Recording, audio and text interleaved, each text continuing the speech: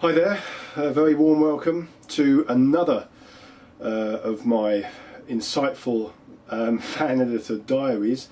Thanks again to everyone who's been following these, everyone on the site, everyone who stumbles across them on YouTube. Thank you very much. Hopefully they're continuing to keep the interest going for the forthcoming Jaws 3 Monster fan edit.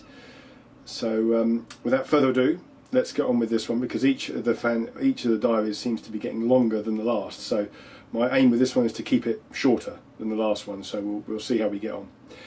First thing I just want to mention very quickly, I won't dwell upon this, but obviously this is the first diary I've done since the all the fuss or all the stuff that's been going on about Mega Upload being taken down, which of course has affected fanedit.org greatly.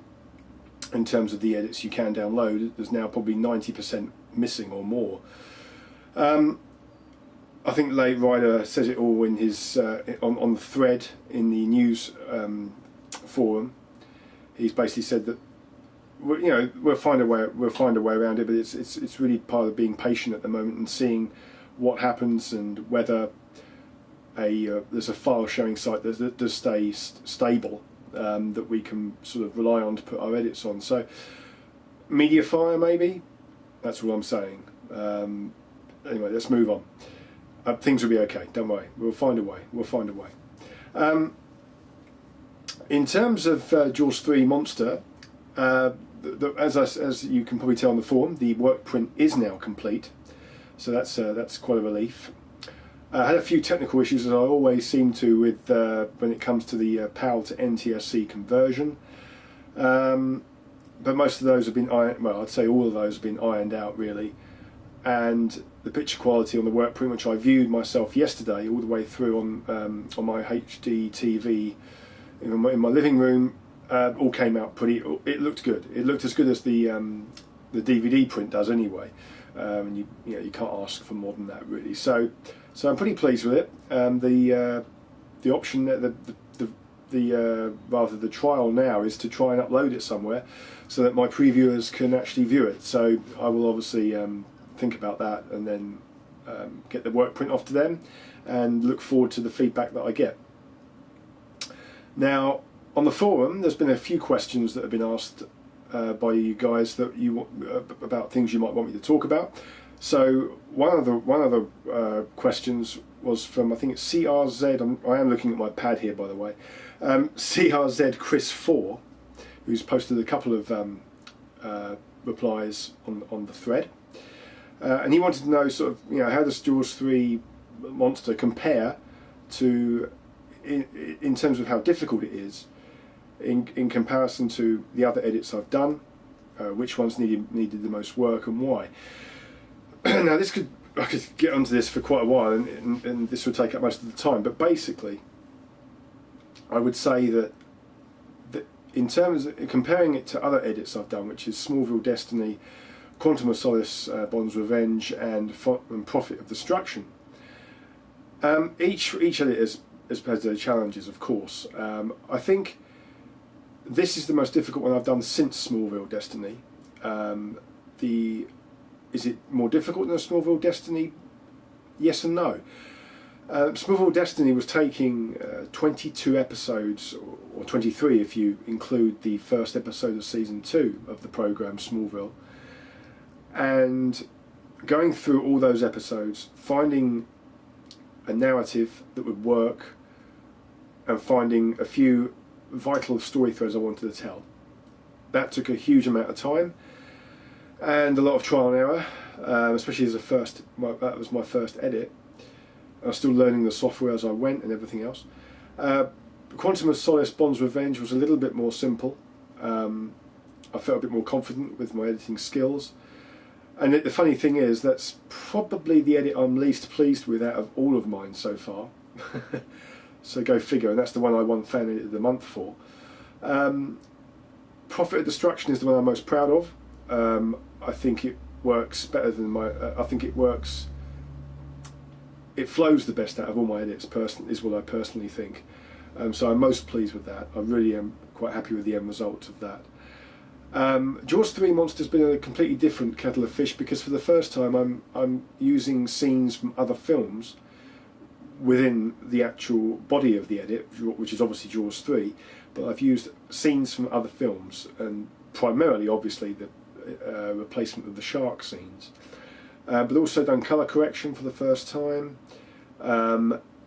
and yeah, I mean that's the biggest thing really, is the colour correction, the grading of the footage, of the newer footage, of the shark footage, that is.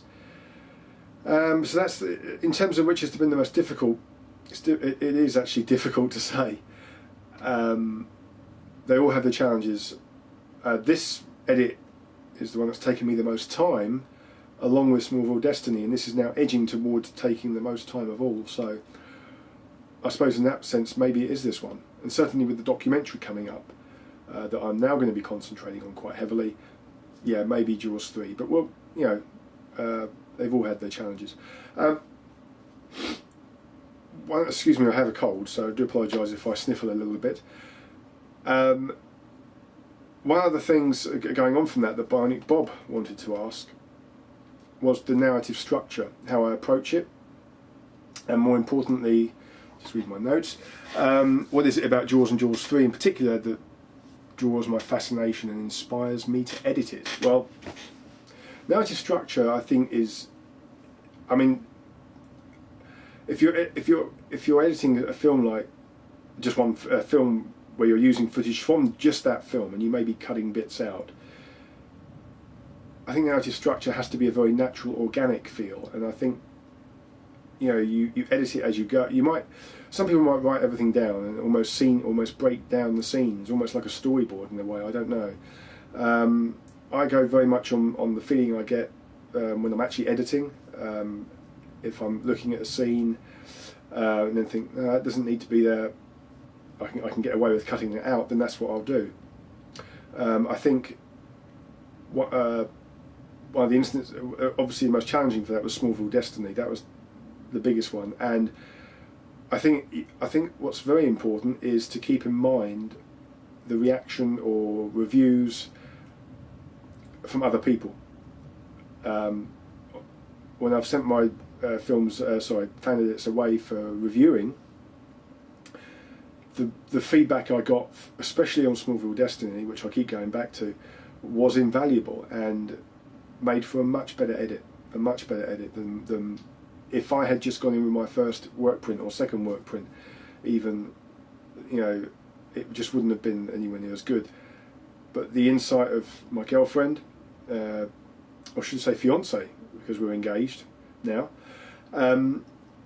she's very good at giving me invaluable feedback. She sees it, everybody sees things from a different point of view, and so whether it's my girlfriend, Dwight Fry, Bionic Bob, whoever it is that are my previewers, I find their feedback invaluable. In many ways, the only edit I haven't previewed at all, I think, was Quantum of Solace, and I went with that straight without previewing it, and I kind of regret that a little bit. I really do, because I think there's certain bits I would change.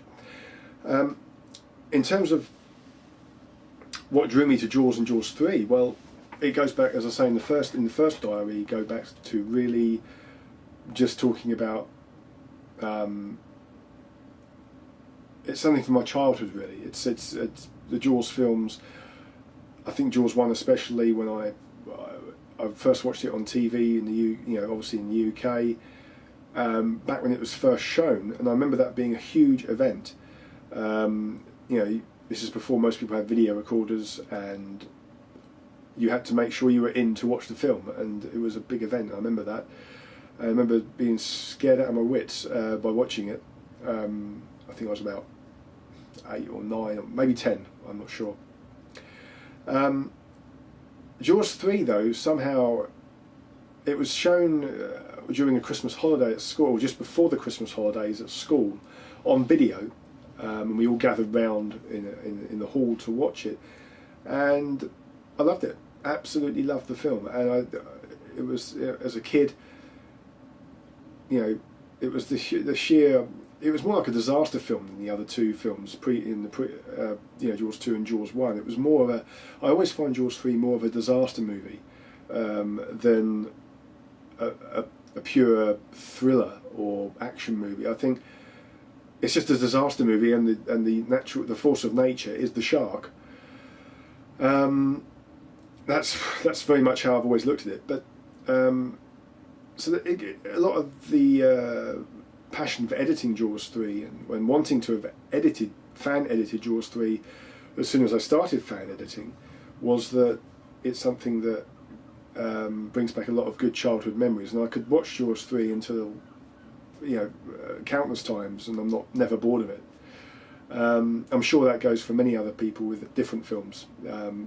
It's the same for everybody. We all have our childhood memories and childhood nostalgic favourites that we hang on to. So, no, Jaws 3 is not the greatest film in the world. I've said that before. I certainly don't think it's the worst either. And it inspires me. I've enjoyed doing this edit more so than many others.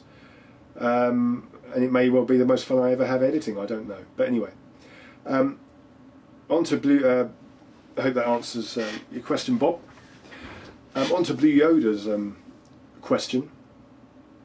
He said, wanted to know more about the inserting of the new shark footage, which I have touched upon before, about how I prepare for it, what's the method of that. It's really, rather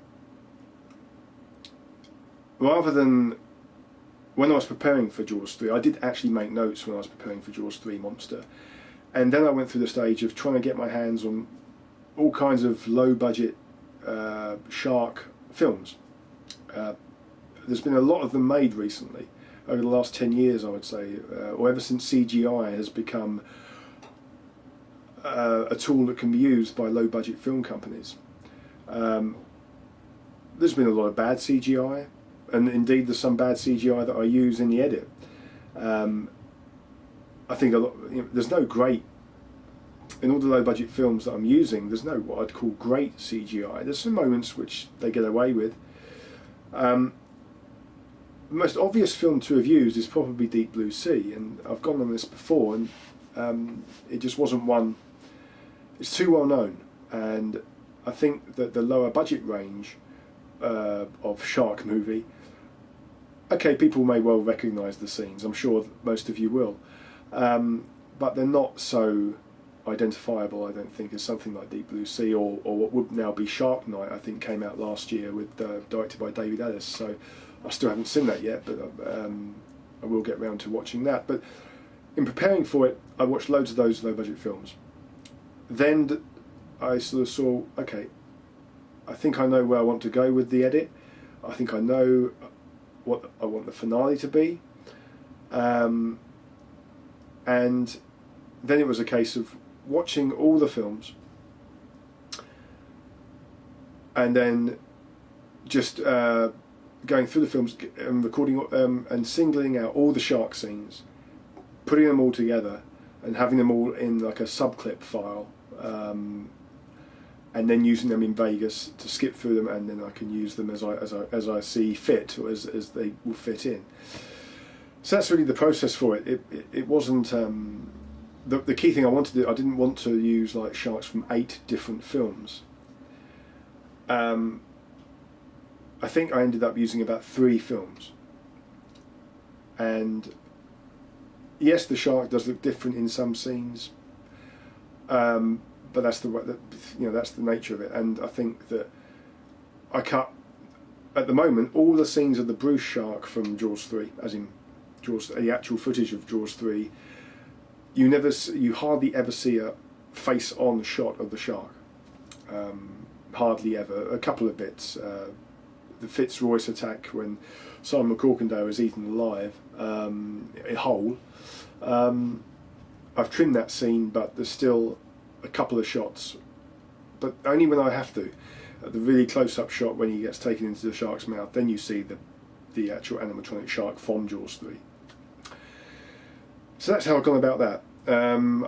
I think it's working fairly well. I think the key really is to degrade the footage as much as possible to make it fit in with JAWS 3.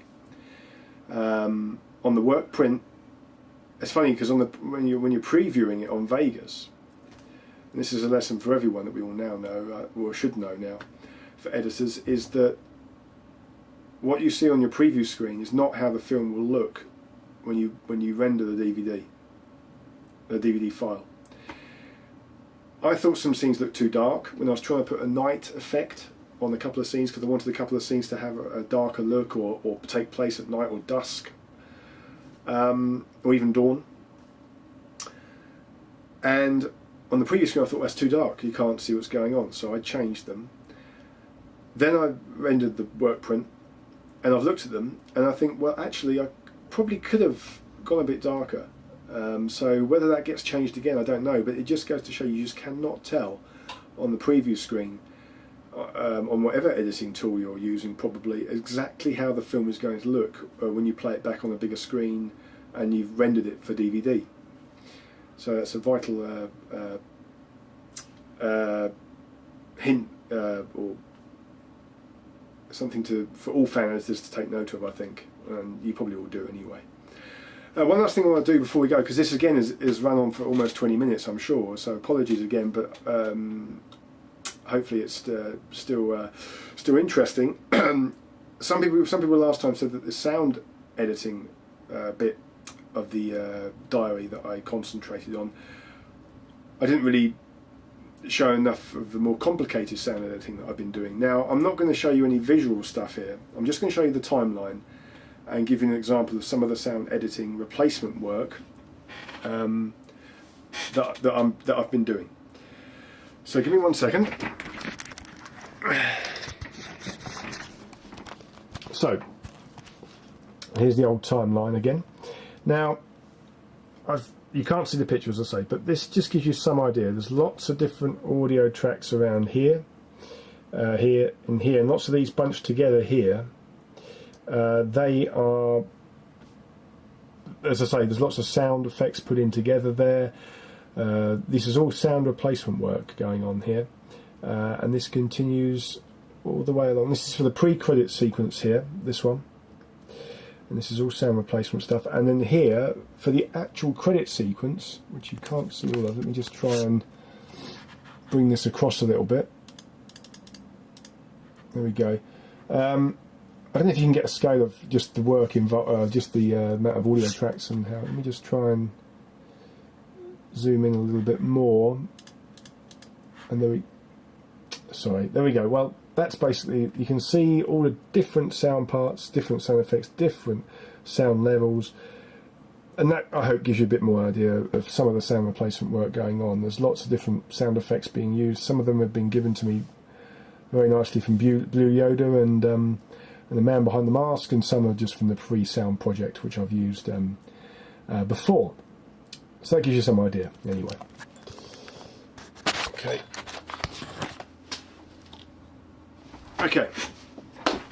So, that is basically, I'm zoomed in too much now, I don't want to scare people.